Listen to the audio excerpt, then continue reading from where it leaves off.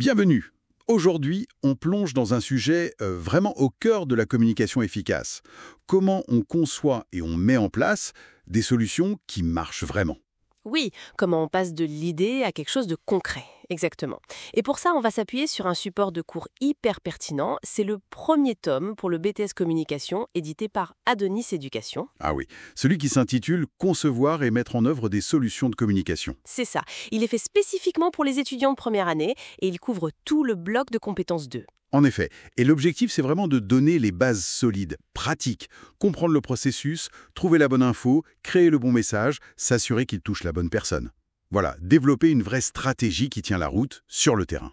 D'ailleurs, pour ceux que ça intéresse, Adonis Éducation propose une formation complète pour ce BTS, avec des cours chaque semaine, des devoirs corrigés, un vrai suivi, et c'est accessible dès 69 € par mois. Mais bon, revenons à notre support. Alors, un des premiers points essentiels qu'il aborde, c'est la veille. Mais attention, pas n'importe laquelle. La veille créative et technologique. Exactement.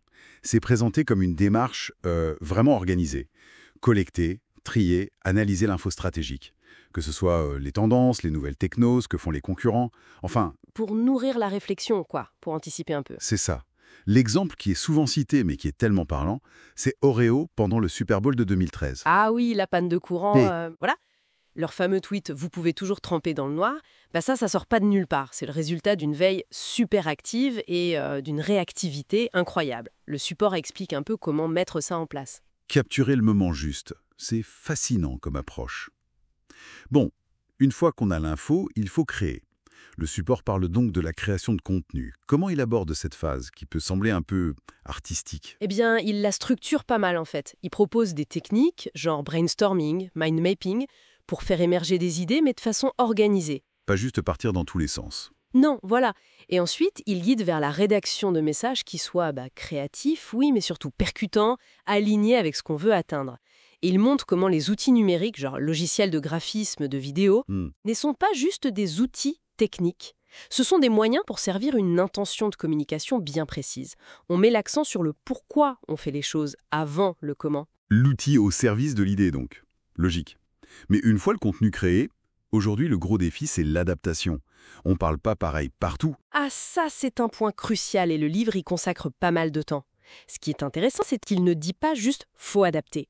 Il explique vraiment comment on ajuste le ton, le style, le format selon le canal, selon l'audience. Parce qu'entre Instagram et LinkedIn, il y a un monde. Carrément. Sur Insta, c'est très visuel, court. Sur LinkedIn, c'est plus pro, plus détaillé. Ou même un email marketing bien ciblé. Le support donne des clés pour analyser chaque plateforme, chaque public, pour que le message résonne au mieux, sans perdre son sens profond. C'est pas le même langage pour une story pour des jeunes que pour un livre blanc destiné à des experts, quoi. C'est une vraie gymnastique intellectuelle, ça, c'est clair. Et évidemment, créer, adapter, c'est bien beau. Mais il faut que ça sorte et qu'on sache si ça a marché. On arrive à la mise en œuvre et l'évaluation. Exactement. Et là, on est dans le concret de la planification. Faire un calendrier, coordonner les actions, gérer le budget. Le support mentionne des outils de gestion de projet, type Trello, Asana. Oui, des outils pratiques. Voilà, comme support pour s'organiser et suivre. Mais surtout, il insiste énormément sur le suivi des performances, quasiment en temps réel, grâce aux indicateurs clés, les fameux KPI. Les KPI. Le livre explique comment les choisir, comment les utiliser avec Google Analytics, les stats des réseaux sociaux, etc. pour vraiment piloter la campagne. Et c'est ce pilotage par la donnée qui permet d'être agile, de corriger le tir si besoin, non? Précisément. C'est cette boucle mesurer, analyser, ajuster. Si ça marche pas comme prévu, les données aident à comprendre pourquoi. C'est le visuel, le ciblage, le message lui-même. Et hop, on optimise. C'est une approche très itérative, très pragmatique. Essentiel aujourd'hui. Donc, si je résume un peu, ce support, c'est une sorte de boîte à outils pour devenir un bon communicant.